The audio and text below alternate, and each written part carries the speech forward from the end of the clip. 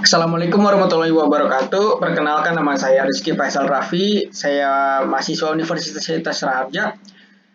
Di sesi kali ini saya ingin mempresentasikan sebuah modul praktikum web programming dengan kode kelas FS317A NIM 2022436121. Langsung saja ke modul praktikum. Berikut daftar isinya. Yang pertama, modul 1 HTML dasar. Tujuannya mahasiswa dapat membuat desain web menggunakan HTML. Yang kedua, mahasiswa dapat mengerti dasar dari pemrograman web. Dasar teori HTML. Apa sih HTML? HTML itu Hypertext Markup Language, adalah bahasa format dari teks XML, Extended Markup Language, yang digunakan sebagai standar tampilan dari halaman web. Diciptakan oleh Tim Berners-Lee, beliau tidak hanya menciptakan HTML saja, melainkan HTTP, www, web browser, web server, dan webpack. Tim Berners-Lee juga menjadi direktur dari konsorsium atau organisasi yang bernama W3C, World Wide Web Consortium. Standar minimum elemen HTML, document type declaration, head dan body, doc type HTML. Berikut tagnya. Tag pembuka HTML, tag pembuka head. Nah, di dalam head terdiri dari elemen-elemen yang mendeklarasikan konten sebagai pendukung seperti title, meta, dokumen, CSS, JavaScript. Terus tag penutup head. Selanjutnya body. Nah, di dalam tag body terdiri dari elemen-elemen yang diimplementasikan sebagai tampilan web browser. Terus tag penutup body, tag penutup HTML. A, DTD. Dokumen type declaration, yang ini. Semua dokumen HTML harus dimulai dengan doc type deklarasi. Deklarasi ini bukan tag HTML, ini adalah informasi ke browser tentang jenis dokumen apa yang diharapkan. Dalam HTML5, deklarasinya sederhana, seperti ini, teman-teman. Yang ke B, meta dokumen. Meta tag mendefinisikan metadata tentang dokumen HTML. Metadata adalah data informasi tentang data. Meta tag selalu masuk ke dalam elemen head dan biasanya digunakan untuk menentukan set karakter deskripsi halaman, kata kunci, penulis dokumen, dan pengaturan viewport. Metadata tidak akan ditampilkan pada halaman, tetapi dapat diurai oleh mesin. Metadata digunakan oleh browser, cara menampilkan konten atau memuat ulang halaman, mesin mencari, dan layanan web lainnya. Berikut atribut meta dokumen. Atribut char set, value-nya karakter set, menentukan pengkodean karakter untuk dokumen HTML, spesifikasi HTML5, mendorong pengembang web untuk menggunakan rangkaian karakter UTF-8 atau UTF-8 yang mencakup hampir semua karakter dan simbol di dunia. Head, meta char set menggunakan UTF-8, tag penutup head. Selanjutnya konten, teks, menentukan nilai yang terkait dengan HTTP equif atau atribut nama. Head, meta name, description, content, free web tutorials, meta name, keyword, konten HTML, CSS, XML, JavaScript. Tag penutup head. HTTP equif, konten, security, policy content, type. Menyediakan header HTTP untuk informasi atau nilai atribut konten. Head, meta, HTTP equif, refresh. Akan merefresh halaman ini.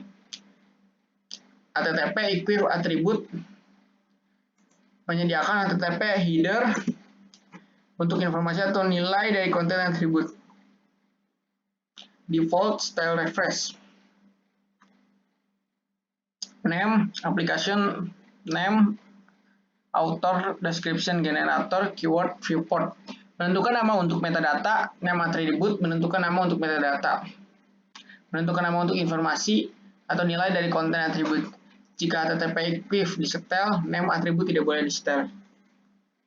Selanjutnya elemen HTML, jenis-jenis elemen HTML yang akan ditampilkan pada halaman web seperti form, tag, image, table, tabel, dropbox, button, link, dan lainnya sebagai berikut. Yang pertama, title. Ditampilkan pada header browser. Berikut contoh tag. Tag title, terus isinya value, kita isi pemrograman web, tag penutup title. Maka tampilan di header browser akan berubah menjadi pemrograman web yang di dalamnya itu kita isikan tadi. Nah, berikut tampilannya pemrograman web di header browser. Selanjutnya paragraf, beberapa tag paragraf HTML, tag HTML BR, penambahan baris baru di bagian contoh ini, teks BR berfungsi memberikan baris antara teks 1 dengan teks 2. Jadi di tengah-tengah ada baris. Terus HR memberikan garis horizontal. Bagian contoh berfungsi memberikan garis horizontal di antara teks 1 dengan teks 2. Di tengah-tengah ada sebuah garis horizontal. Terus selanjutnya B, bold dan strong. Huruf menjadi tebal, bold di contoh teks 1 dan teks 2 menjadi bercetak tebal. Terus selanjutnya I dan IM. Huruf menjadi bercetak miring. Italic. I itu italic, IM emphasize. Sama aja, huruf menjadi bercetak miring. Dan selanjutnya P, tag paragraf, membuat paragraf biasa, paragraf 1 lah. Terus selanjutnya U, huruf menjadi garis bawah atau underline, bisa kita sebut underline. Gini ya teman-teman. Nah, kayak gini. Ini bercetak miring. Nah, ini teman-teman. Ini tebal. Jadi tebal. Jadi gini teman-teman. Oke. Selanjutnya heading. Biasa dipakai di halaman website berita. H1 dipakai di judul berita utama, H1 lebih penting dari H2, H2 lebih penting dari H3, dan seterusnya sampai H7. Tag H1 ini atau tag heading biasa kita lihat di halaman website berita. Biasanya di judul berita utama itu memakai H1, terus selanjutnya di bagian berita, tawaran berita di bawahnya atau di sampingnya itu menggunakan tag H2. Itu bisa kita lihat menggunakan inspect element. Terus selanjutnya image atau gambar, file gambar, pemberian gambar pada website, image source. Nah, ini filenya, nama file gambarnya. Selain diberikan nama file, bisa juga diberikan link gambar. Nah, ini link gambar dari sebuah website Garuda Cyber. Selanjutnya image source. Nah, ini dari di atas itu perbedaannya bisa kita lihat ada sebuah alt tag. Apabila file gambar memiliki kesalahan penulisan sumber seperti kesalahan ekstensi file atau salah huruf yang membuat gambar tidak muncul, maka pakai tag alt tag, gambar akan memunculkan tulisan salah dari tag alt tag. Ini kan bisa kita lihat image.png kurang 1. Seharusnya ekstensi filenya PNG atau JPG. Ini dia PN doang. Kita pakai alt, jadi di gambar itu nggak kosong. Jadi ada tulisan salah dari alt. Selanjutnya image source, image.png, title, img1. Memberikan judul pada gambar. Ketika kursor mouse diarahkan ke gambar, maka akan muncul tulisan img1 dari tag title.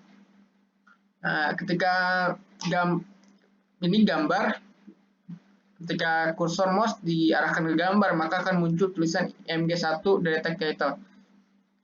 Akan muncul tulisan di samping kursor mouse-nya img1. Selanjutnya Dropbox.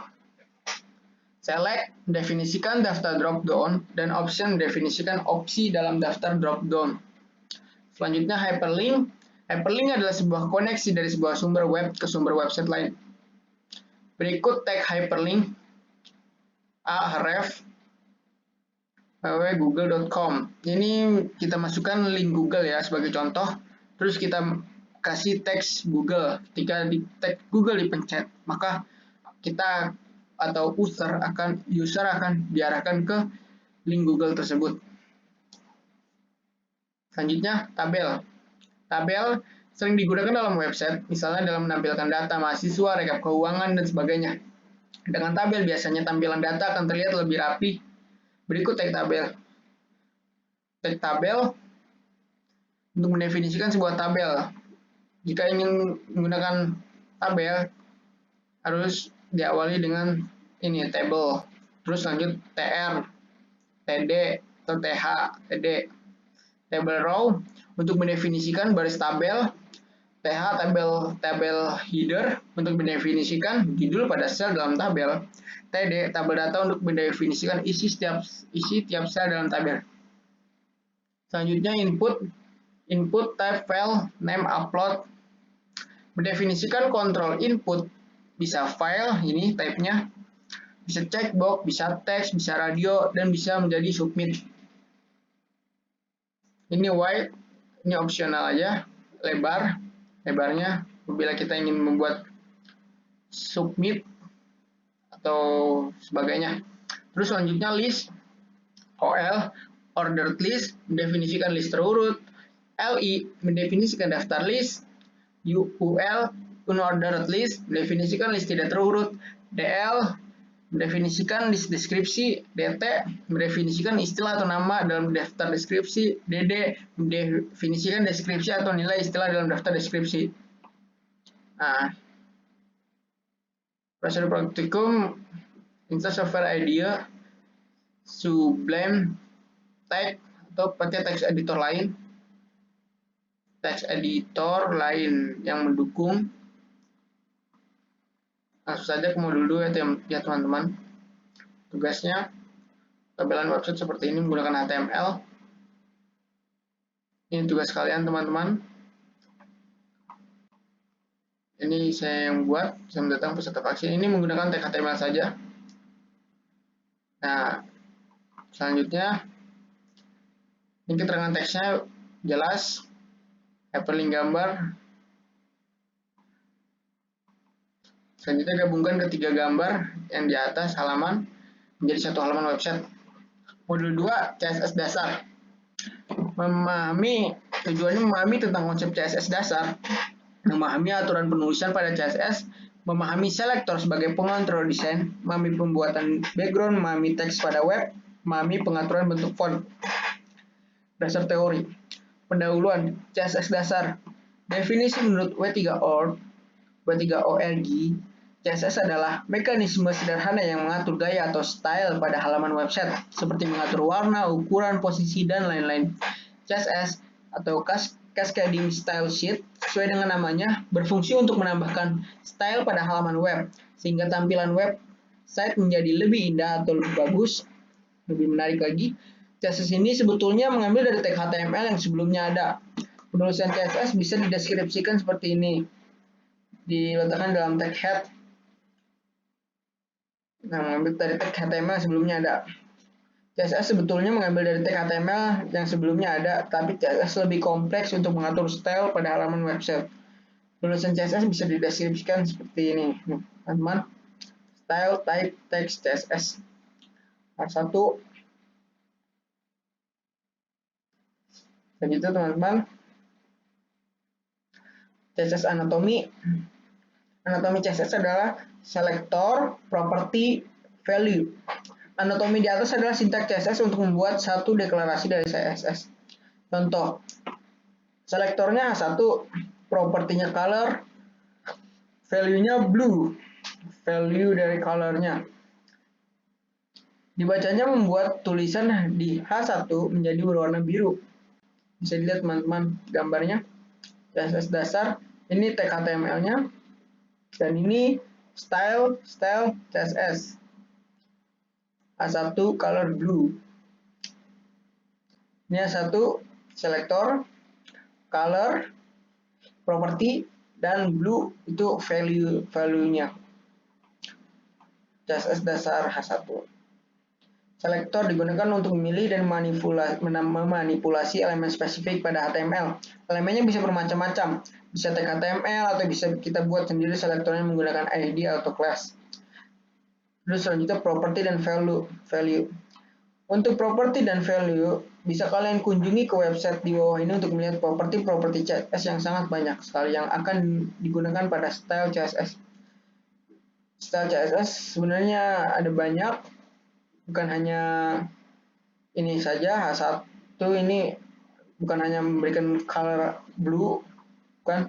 Bisa kita lihat di sini teman-teman, di dua link website tersebut, developer.mozilla.org dan csstricks.com almanak. Apabila kalian ingin tahu lebih dalam lagi properti CSS ada apa saja, ada banyak, kalian bisa mengunjunginya teman-teman. Selanjutnya, penempatan CSS. Ada 3 cara penempatan CSS, yaitu embed adalah simpan di dalam file yang sama di bagian head HTML dengan menggunakan text style. Nah, ini maksudnya kita menggunakan CSS di file HTML-nya di bagian di dalam head. Style ini menandakan CSS, terus kita kasih CSS H1 berwarna biru. H1 CSS embed, tulisannya jadi berwarna biru. Yang kedua, inline, simpan di dalam file yang sama, disisipkan langsung di bagian HTML. Cara ini tidak disarankan karena jangan mencampurkan antara style dengan konten HTML. Nah, ini perbedaannya. Kalau tadi embed di dalam head, kalau ini inline langsung disisipkan di HTML-nya, di body H1. Nah, ini style langsung di HTML-nya, tapi ini tidak disarankan karena jangan mencampurkan antara style dengan konten HTML. Wrap inline. Selanjutnya, eksternal. Simpan terpisah antara file HTML dengan file CSS eksternal. Cara ini harus membuat file dengan nama ekstensi .css menandakan file CSS. Lalu di file HTML masukkan tag penghubung untuk menghubungkan file CSS ke file HTML. Cara ini bisa disarankan karena dia memisahkan file antara file HTML dengan file CSS. Khusus file HTML dan khusus file CSS. Berikut kita lihat, apabila kita ingin menggunakan cara eksternal ini, kita harus menghubungkannya terlebih dahulu di file HTML-nya, dihubungkan ke file CSS dengan menggunakan link di dalam tag head file HTML. Berikut style sheet type tag CSS ref. Nah, ini text.css ini nama file dari file CSS-nya. Jadi ini daitu.html terhubung dengan file text.css. CSS eksternal H2. Jadi CSS-nya kita tuliskan di file CSS. H2 color purple. Selanjutnya font styling. Beberapa tag CSS font styling. Yang pertama, font family, mengatur jenis font yang akan digunakan. Nama jenis font seperti Arial, Times New Roman, dan sebagainya. Ini banyak sekali. Terus font size, mengatur ukuran font, value-nya pixel per cent em. Terus font weight, mengatur ketebalan font, value-nya lighter, normal, bold, bolder, 100 sampai 900 pixel. Selanjutnya font varian, mengubah font menjadi small caps. Bisa kita lihat teman-teman, yang normal dengan small caps. Selanjutnya font style, mengubah font menjadi bercetak miring. Normal, value-nya normal, italic, oblique. Selanjutnya line height, mengatur spasi antar baris, value-nya normal, pixel em. Ini contoh menggunakan ke-6 font styling di atas yang bernama shorthand, metode shorthand. Bisa dilihat teman-teman, font, style, italic, font varian normal, font weight bold, font size 16 pixel, line height 18 pixel, font family-nya Alpha 3, Arial, sans serif. Selanjutnya text styling. Beberapa tag CSS text styling ada color. Yang pertama, memberi warna pada teks. Untuk pencarian warna bisa menggunakan nama warna dengan bahasa Inggris seperti color blue misalnya, green, red. Bisa juga hexadesimal, RGB, dan RGB. Bisa dicari di website colorpicker.me apabila kita ingin mencari warna yang cocok. Selanjutnya teks alignment, mengatur format atau posisi teks rata kanan, kiri, rata tengah, atau rata kanan kiri, atau rata justified atau kiri kanan. left, right, justify, center. Selanjutnya, text indent memberi indentasi pada paragraf atau teks, value-nya satuan pixel dan persen. Selanjutnya, text decoration mengatur dekorasi pada teks, value-nya non, underline, garis bawah teks, overline, garis di atas teks, line through, teks dicoret dengan garis lurus di tengah teks. Jadi teks di tengahnya ada garis lurus. Itu line through, menggunakan text decoration, line through. Selanjutnya, text transform mengubah jenis huruf menjadi huruf besar atau kecil. Value-nya non, lowercase memaksa tulisan menjadi huruf kecil semua.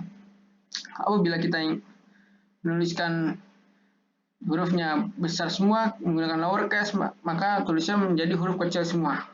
Uppercase memaksa tulisan menjadi huruf besar semua, dan kapitalis huruf kapital. Letter spacing mengatur spasi antar huruf. Word spacing mengatur spasi antar kata. Background, beberapa teks CSS background color mengatur warna pada background image mengatur gambar yang akan digunakan pada background position mengatur posisi gambar pada background repeat mengatur jenis pengulangan gambar pada background. Bisa kita cari pola gambar di website Subtle Patterns. Di website ini ada beberapa background, ada banyak kali background yang bagus, Subtle Patterns. Bisa teman-teman cek. Berikut shorthand-nya. Selanjutnya, selector digunakan pada CSS untuk mengenali sebuah elemen HTML yang akan diberi style menurut W3 School. Kenapa menggunakan selector? Karena suatu saat apabila kita menemukan masalah tag HTML yang sama namun ingin kita beri warna yang berbeda, seperti contoh pada gambar di bawah, tag HTML P yang sama namun warna yang berbeda dan ukuran yang berbeda. Ada 3 jenis selector yang digunakan pada CSS. Elemen HTML dapat dilihat dari gambar bawah selektor elemen HTML yang kita panggil di file CSS, yaitu tag HTML. ID dapat dilihat dari gambar selektor ID menggunakan dengan cara menambahkan tag ID di bagian tag HTML yang ingin diselektor, dan di bagian file CSS kita panggil nama ID-nya serta tanda pagar. Bisa lihat teman-teman berikut beberapa peraturan kalau kita ingin menggunakan selektor ID. Sebuah elemen HTML hanya boleh memiliki satu ID. Setiap halaman hanya boleh memiliki satu elemen dengan ID tersebut. Digunakan juga untuk JavaScript, dapat digunakan sebagai penanda halaman untuk link, dan sebaiknya tidak digunakan untuk CSS, lebih baik digunakan class. Nah, ini class dapat dilihat di gambar. Selector class menggunakannya dengan cara menambahkan tag class di bagian tag HTML. Bisa kita lihat gambar. Nah, ini tag HTML sama tag P, menggunakan tag HTML sama P. Namun berbedanya itu ini menggunakan selektor. Yang pertama tidak menggunakan selektor, atau dia menggunakan selektor tag HTML-nya. Terus yang kedua menggunakan selektor ID, yang ketiga menggunakan selektor class. Kita ingin memberi warna tetapi dengan satu tag HTML, dengan satu jenis tag HTML yaitu tag P.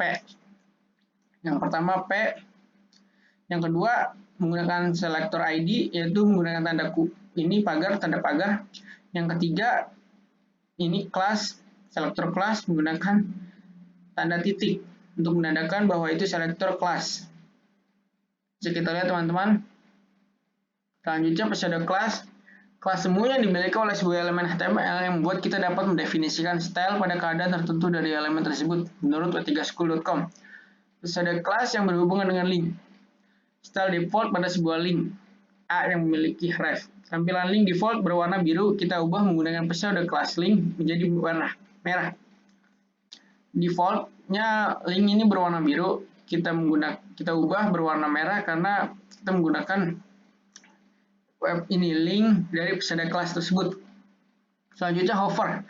Style ketika kursor mouse berada di atas sebuah link, berada di atas sebuah link, kursor mouse-nya, maka menjadi berwarna hijau karena ada pseudo class dari hover. Namun ketika kursor mouse tidak terletak di link, maka tampilannya akan seperti awal, yaitu biru. Seperti default. Nah, green, hover. Selanjutnya aktif. Style ketika sebuah link diklik, keadaan aktif. Ketika kursor mouse klik pada link, maka link akan berubah menjadi berwarna orange. dikarenakan ada pseudo class aktif. Namun ketika selesai diklik, maka warna berubah menjadi merah karena pseudo class link di set warna merah. Bisa kita lihat teman-teman. Web aktif orange, diklik aktif. Ketika diklik, dia menjadi berwarna orange, font family Arial, dan font stylenya menjadi italic. Nah, bisa kita lihat teman-teman. Terus visited style ketika sebuah link pernah dikunjungi sebelumnya menggunakan browser yang sama. Warna default link ketika sudah pernah dikunjungi, ketika kita sudah diklik kan warna defaultnya berubah menjadi biru seperti ini teman-teman. Namun menggunakan pseudo class visited berubah menjadi warna kuning. Kita atur warna kuning teman-teman. Selanjutnya pseudo class yang berhubungan dengan posisi elemen. Ini hanya akan aktif ketika child dari elemen lain. Kita lihat teman-teman, UL mempunyai parent UL mempunyai child, yaitu ada 3, yaitu LI. Nah, LI mempunyai child yaitu A1A. First child memilih elemen pertama dari sebuah parent. Nah, ini kita menggunakan first child, elemen pertama dari sebuah parent. Link 1 kan yang pertama, jadi dia akan berwarna merah. Last child memilih elemen terakhir dari sebuah parent. Nah, ini yang terakhir. Gambar di bawah bacanya, CSS tolong carikan saya tag A yang ada di dalam tag LI yang merupakan anak terakhir. Maka anak terakhir yaitu link 3 akan berwarna merah kita setnya. Terus NTH child, langsung saja teman-teman di gambarnya. Nah, ini kita atur NTH child 2, itu maksudnya urutan kedua akan berwarna merah.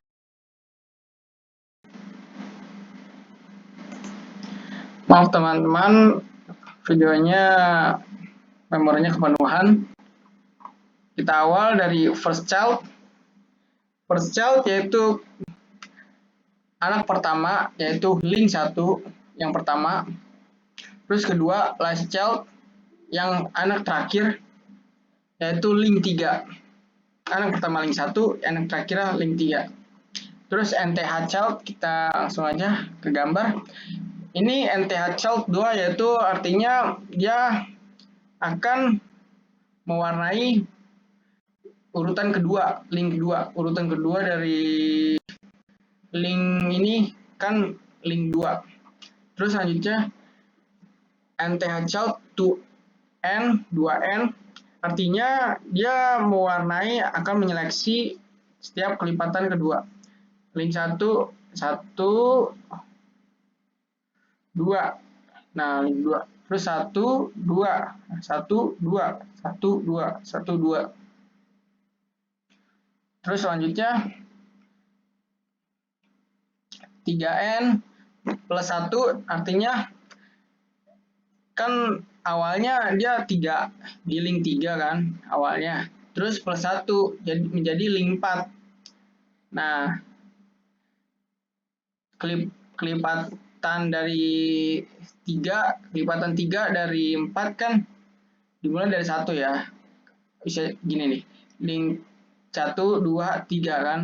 3 kan kelipatan, jadi link 1 ikut berwarna juga. Jadi 1, 2, 3 kelipatan 3, 1, 2, 3 kelipatan 3, 1, 2, 3.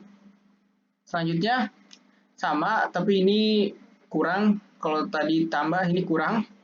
3 dikurang 2, awalnya link 3 dikurang 2 menjadi link 1. Kelipatan 3 dari link 1 sama 1, 2, 3, link 4, 1, 2, 3, link 7, 1, 2, 3. Nah, teman-teman. Terus selanjutnya even dan odd. Even dan mana teman-teman? Odd. Ini ganjil dan genap. Bisa kita lihat teman-teman di ini teman-teman. Nah, ini even sebagai parameter yaitu bilangan genap, odd sebagai parameter yaitu bilangan ganjil. Even genap, odd ganjil. Nah, ini ganjil 2, 4, 6, odd genap 1, 3, 5, 7, 9 dan seterusnya. Begitu teman-teman. Terus selanjutnya pseudo class yang berhubungan dengan posisi elemen. ada first of type, milih elemen pertama dari sebuah jenis atau tipe tag. Terus last of type, milih elemen terakhir dari sebuah jenis atau tipe tag. Ini elemen pertama dari tag P, yaitu paragraf 1, kita gunakan first of type menjadi berwarna merah. Terus kedua menggunakan last of type. Yang terakhir yaitu paragraf 2 kan teman-teman. Milih elemen terakhir dari sebuah jenis tag. Paragraf 2 menjadi berwarna hijau. Selanjutnya inheritance. Di pembahasan ini mengenai inheritance atau pewarisan, pada gambar di bawah dijelaskan bahwa tag body yang artinya keseluruhan dalam tag body diberi warna dark gray. Namun kenapa tag A link tidak berubah warna melainkan masih berwarna defaultnya? Nah, ketika teman-teman mengalami permasalahan seperti ini, teman-teman bisa menggunakan properti dari ini, inheritance atau perwarisan. Nah, ini di CSS-nya properti A, color, inherit. Ini inheritance. Nah, maka menjadi mengikuti ini parent-nya yaitu body. Nah, ini teman-teman udah menjadi dark gray. Selanjutnya specificity. Setiap deklarasi CSS selector memiliki berat yang berbeda-beda. Berat tersebut menentukan beberapa spesifik sebuah elemen dapat dipilih oleh selektor. Specificity standar, bisa dilihat teman-teman, lorem ipsum dolor sheet append. Nah, pada gambar di atas ada dua tag sama, yaitu tag P, namun di CSS tag yang sama namun dua warna. Warna yang akan diambil yaitu warna terakhir, yaitu green, karena istilahnya warna terakhir menimpa warna pertama. Jadi istilahnya warna kedua lebih berat dari warna ke-1. Warna kedua ini lebih berat dari ke-1. Ya, warna kedua ini akan menimpa warna 1, yaitu red. Maka CSS akan mengambil atau mengeksekusinya warna hijau dari kedua ini. Selanjutnya, specificity selector ID. Nah, ini pada gambar di atas ada dua tag sama, masih dua tag P, yaitu tag P, namun perbedaannya adalah ada yang menggunakan selector ID, warna yang akan diambil yaitu warna. Oke teman-teman, specificity selector ID. Kita lanjutkan. Pada gambar di atas ada dua tag sama, tag P, karena selector ID lebih spesifik dari tag P. Warna yang akan diambil yaitu warna red. Kenapa? Karena selector ID lebih spesifik dari tag P. Tag P biasa. Istilahnya selector ID lebih berat daripada tag P biasa. Nah, untuk menghitung perhitungan ini, caranya begini teman-teman. Menurut dari channel Web Programming Unpas, yaitu inline ID kelas elemen. Nah, ini menggunakan ID-nya 1. Nah, ini tag P biasa, hanya nilainya 1. 100 sama 1, besaran mana? Besaran 100 kan teman-teman, karena besaran 100, maka diambil yang 100, yaitu P1. Terus selanjutnya, ke modul 3 teman-teman. Modul 2 sudah berakhir. Modul 3 CSS layouting, tujuannya memahami tentang konsep CSS layouting, memahami aturan penulisan pada CSS layouting, memahami display, tag div dan span, inline block, none, memahami box model konsep, memahami box model teknik CSS reset, memahami position, static, relatif, absolute, fixed. Apabila videonya terhenti, maka mungkin akan saya lanjutkan penjelasan modul-modul berikut ini. Dikarenakan memorinya kepenuhan, nanti di deskripsi akan saya kasih file modul praktikum ini, teman-teman. Selanjutnya, dasar teori. CSS layouting adalah pengaturan tata letak menggunakan CSS jika ingin membuat website yang tidak hanya informatif, tetapi juga bagus dan menarik dilihat, maka digunakan CSS layouting. Yang akan kita pelajari pada CSS layouting adalah display, dimensi, overflow, box model, float, position. Penjelasannya sedikit singkat teman-teman karena memorinya tidak memadai. Oke, yang pertama display. Tag div dan span tidak memiliki arti apapun. Keduanya digunakan untuk mengelompokkan tag-tag HTML dan memberikan informasi terhadap tag-tag tersebut. Lihat gambar di bawah ini untuk melihat perbedaan tag div dengan span. Nah, ini teman-teman kita lihat. Ini div pengelompokan. Nah, ini span, ini pengelompokan kata. Nah, ini web programming. Nah, ini kuning, hijau itu dari tag div teman-teman. Nah, ini yang terpisah ini itu menggunakan tag span.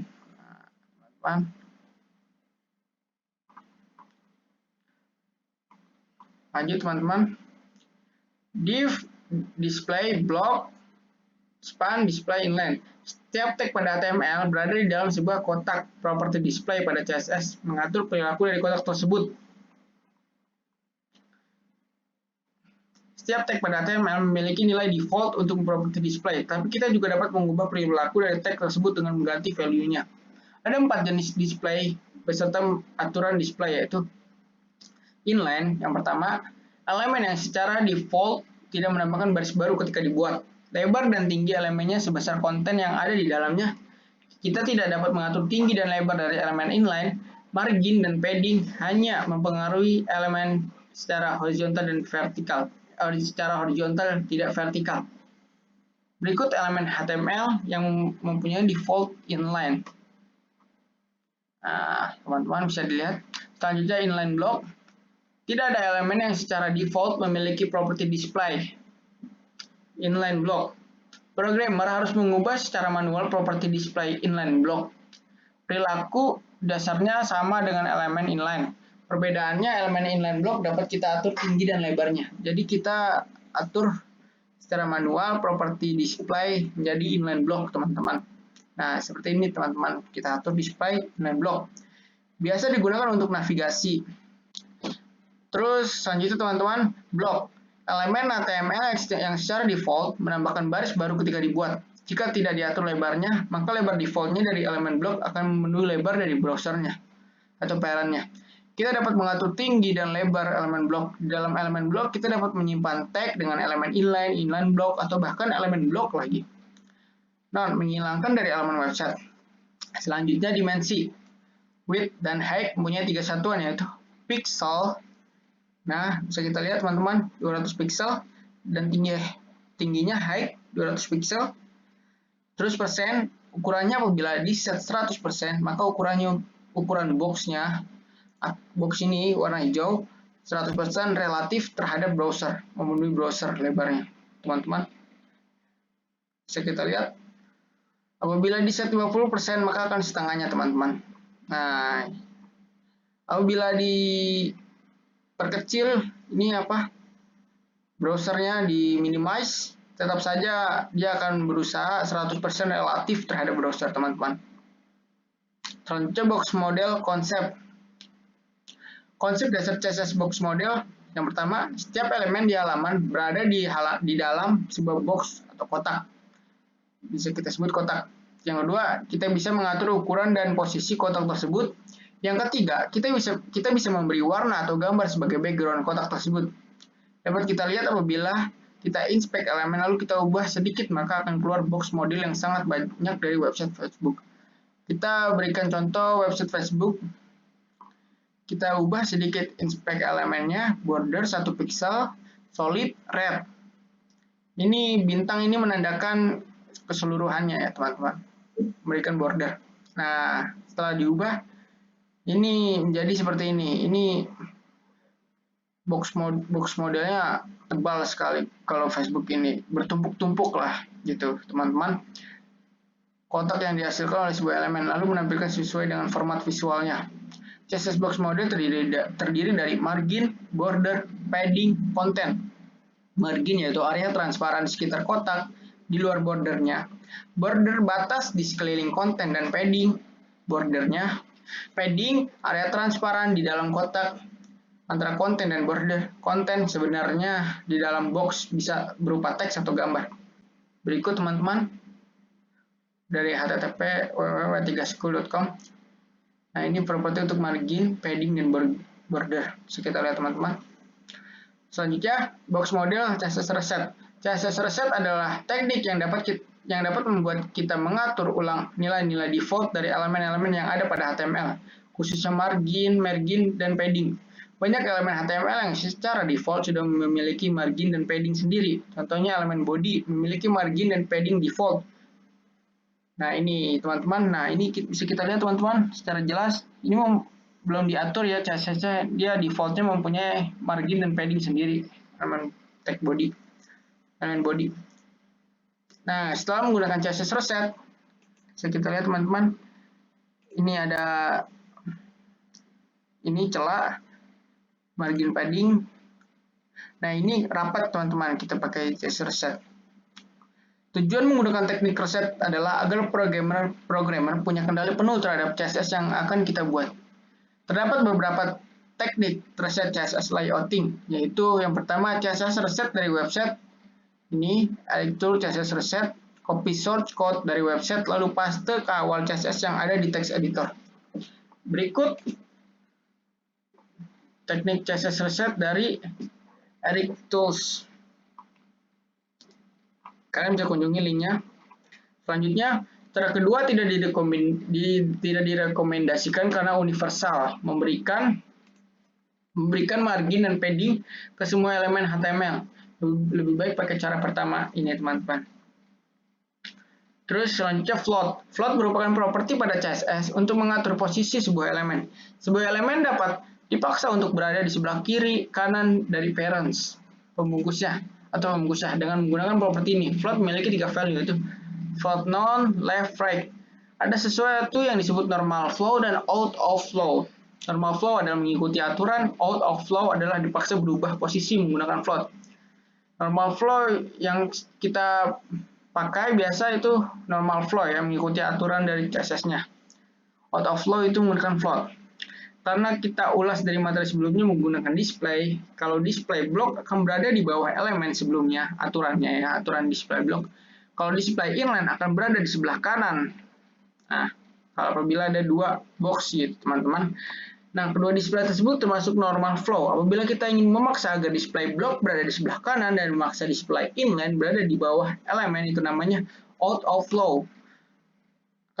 Out of flow dipaksa berubah posisi menggunakan float. Selanjutnya clear, atau membahas masalah yang ada di dalam float. Masalah terhadap text wrapping, membuat teks mengelilingi gambar elemen. Bisa dilihat teman-teman, kalau teksnya sebanyak ini, akan normal-normal saja ya teman-teman. Nah, normal ya teman-teman. Dari gambar di atas kelihatannya tidak ada masalah. Namun, ketika teksnya lebih sedikit akan ada masalah, yaitu kontainer tidak menganggap gambarnya ada. Seperti berikut. Nah, ini teman-teman bisa dilihat. Menjadi seperti ini dia, kontainernya ngaco. Kan full. Nah, ini jadi segini saja teman-teman. Cara membenarkannya adalah menggunakan property overflow. Ini dengan menambahkan tag overflow value auto pada div container. Nah, ini. Terus yang kedua menggunakan div kosong. Div class clear kosong ya, teman-teman. Terus menggunakan clear dengan value left. Nah, ini clear kita beri value-nya left. Terus selanjutnya menggunakan teknik micro clear fig. Teknik ini lebih baik dibanding kedua teknik clear di atas, yaitu dengan cara copy source code dari Nicholas Gallagher. Nah, ini paste saja ke text editor paling bawah. Kita sarankan menggunakan teknik ini saja teman-teman, teknik micro clear fig. Tinggal paste saja ke text editor paling bawah. Nah, ini teman-teman. Terus selanjutnya image gallery, membuat serangkaian gambar menjadi galeri. Nah, kontainernya bermasalah teman-teman. Cara mengatasinya sama seperti cara sebelumnya menggunakan div kosong, clear atau teknik micro clear fig. Itu lebih baik menggunakan micro clear fig teman-teman. Terus selanjutnya multi column layout seperti ini teman-teman. Kontainernya punya masalah juga. Cara membenarkannya menggunakan teknik micro clear fig teman-teman. Div kosong juga bisa teman-teman. Selanjutnya position, static, relative, absolute, dan fixed. Position adalah memungkinkan kita untuk menggeser sebuah elemen tanpa mempengaruhi elemen sekitarnya. Value yang dapat digunakan adalah 4, yaitu static. Jika programmer tidak memberikan properti position pada sebuah elemen, maka defaultnya static. Static adalah nilai default dari tiap-tiap elemen ketika tidak diberi properti position. Menggunakan position selain static atau kita gunakan non-static istilahnya, akan membuat sebuah elemen menjadi seolah-olah berbeda dimensi dari elemen lainnya. Elemen yang diberi position selain static dapat menggunakan properti top, left, bottom, dan right untuk mengatur posisinya. Posisi statik ini ketika ingin menggeser box, maka elemen-elemen berada di setelahnya akan ikut bergeser karena begitu perilaku dari margin. Nah, ini bisa kita lihat teman-teman. Ini box dari warna yang tengah ini, kita statik ke bawah, dia akan mengikuti nih. Yang berada di setelahnya akan ikut bergeser karena begitu perilaku dari margin. Terus selanjutnya relatif. Ketika kita menggerakkan elemen dengan posisi relatif menggunakan properti top, left, bottom, dan right, ruang yang ditempati oleh elemen tersebut masih ada. Ketika akan menggerakkan elemen dengan posisi relatif, elemen akan bergerak relatif terhadap posisi semulanya. Jika kita memberi properti top 0 dan left 0, maka elemen tidak berubah posisinya. Elemen akan maju satu dimensi yang berarti kita bisa menggeser ke left, right, top, bottom. Nah, bisa kita lihat teman-teman. Ini di box model yang tengah ini kita beri properti relatif, maka dia akan maju satu dimensi teman-teman ke atas. Jadi bisa kita geser ke atas, bisa kita geser ke bawah dan ke atas. Contoh menambah top 30 pixel pada div box ungu. Nah,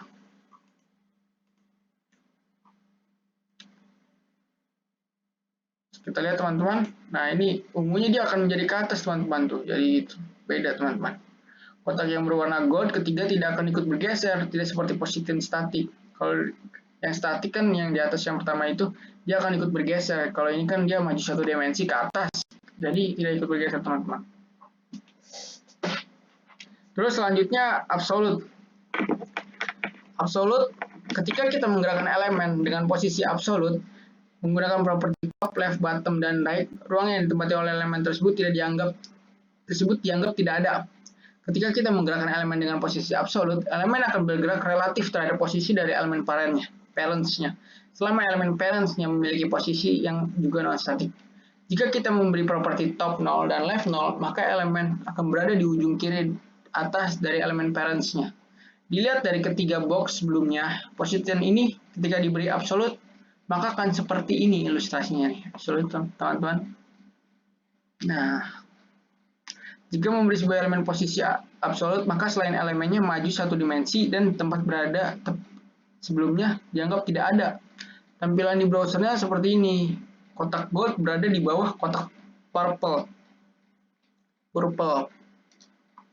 Nah, ini kita beri yang gold ini kita beri elemen absolut. Ini bukan nggak ada teman-teman. Jadi di kotak box model gold ini di bawahnya box purple teman-teman. Terus selanjutnya fixed. Perilaku pertama dari elemen fixed adalah ketika user menggerakkan elemen tersebut menggunakan top, left, bottom, right, maka selalu bergerak relatif terhadap Windows browser. Tidak akan mempedulikan elemen parent-nya meskipun parent-nya non-static. Ketika di scroll halaman websitenya, maka elemen fixed akan terkunci di posisi tersebut. Tidak akan ikut bergeser. Ini biasanya teman-teman kalau kita ada di website berita-berita tuh di atasnya kan kita scroll, dia akan mengikuti, dia tidak akan hilang teman-teman. Nah ini teman-teman, kalau tidak memakai fixed ini, dia akan mengurai ke bawah kan, lama-lama hilang nih box warna purple-nya. Tapi menggunakan fixed, dia akan tetap dia posisinya, akan tetap di atas gini walaupun di scroll sampai paling bawah teman-teman. Akan tetap terkunci. Selanjutnya, Z-index dan penggunaan lain dari position. Digunakan untuk mengatur tumpukan dari elemen ketika dikasih elemennya non-static, relatif, absolute, dan fixed. Semakin besar Z-index-nya, seolah-olah semakin dekat elemennya dengan kita, semakin maju. Contohnya, 1, kita mempunyai properti CSS, background color, salmon, Z-index 1. Terus, kelas 2, background color light green, kita kasih Z index 1 ya. Div 1 kita kasih Z index 1. Maka yang paling depan warna salmon karena kita memberi Z index 1. Nah, Z index itu seolah-olah semakin dekat elemennya dengan kita, semakin maju. Nah, bisa kita lihat salmon paling atas, teman-teman. Apabila kita ingin yang warna hijau paling atas, paling depan, maka kita kasih Z index lebih besar dari warna Z index dari salmon ini. Bisa kita kasih 2 atau 3, teman-teman. Jadi dia akan berada paling atas, teman-teman. Begitu. Oke, berikut. Oke, karena memorinya tidak mencukupi, cukup sekian presentasi dari saya. Kurang lebihnya mohon dimaafkan. Wabillahi taufiq wal hidayah. Wassalamualaikum warahmatullahi wabarakatuh. Apabila dijelaskan semuanya ini akan sangat banyak sekali, teman-teman. Next time mungkin akan saya jelaskan, teman-teman. Sampai 162 halaman, teman-teman. Terima kasih, teman-teman.